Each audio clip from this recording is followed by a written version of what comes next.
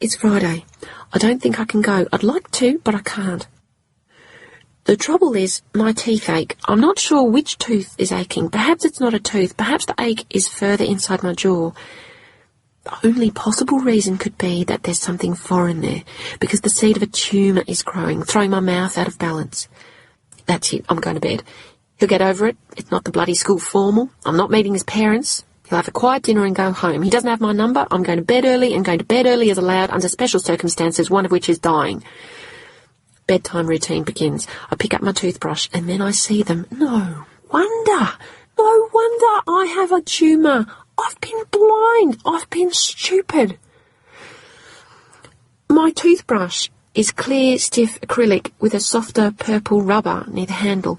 The head has white and lilac nylon bristles tufting out of small holes. But how many holes? And how many bristles? How could I not know this number? How could I never have thought to check? I sit down on the bathroom floor, shaking. My fingers are too fat to separate the bristles into individual strands. It's taking so long. Over and over I have to begin again. 34. The first tuft has 34 bristles. Strangely, so does the second. By the time I'm about halfway through, it starts getting really difficult. I realise this is because it's dark outside and I no longer have enough light to count by. Carefully, using my fingers to separate the current tuft into counted and uncounted bristles, I stretch my other arm up and hit the light.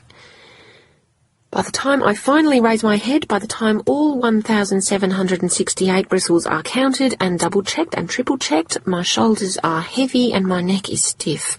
The night is quite still. At 9:30, I stand at the sink. This time, as I hold my toothbrush in my hand, I'm sure. I know how many strands of nylon brush each tooth. I can picture them. My jaw is safe. My teeth are safe. Then I look at my toothbrush. I can't put this in my mouth. It looks like a toilet brush. I can't go to sleep without brushing my teeth. I'll walk to the supermarket now and buy as many toothbrushes of this kind as I can, because if they discontinue this model and introduce a new model, I'll have to count the bristles all over again. At the grocery store, I take a green basket and fill it with all the toothbrushes of my brand and type that they have. 14. It's when I'm walking to the checkout that I see him. I need to be still. Maybe if he turns around, he won't see me. He turns around. He sees me. Dinner, he says, gesturing to his basket. Oh, I say, I'm absolutely starving. There's no emotion on his face, no anger, no surprise. He continues, I usually eat earlier than this. I see, but tonight I've been flat out. I've got a new hobby, memorising menus. Look, Seamus, it's too hard to tell him I've had more important things to worry about. It was a good one too. One day I'll have to eat there. The rest of the supermarket has faded away. He's taking up all the space. Look, Seamus, something came up. His face turns pink. Amazing that can happen so fast. You could have told me if you didn't want to come. You could have called or sent me a text. It was nothing like that. I didn't feel well, really suddenly.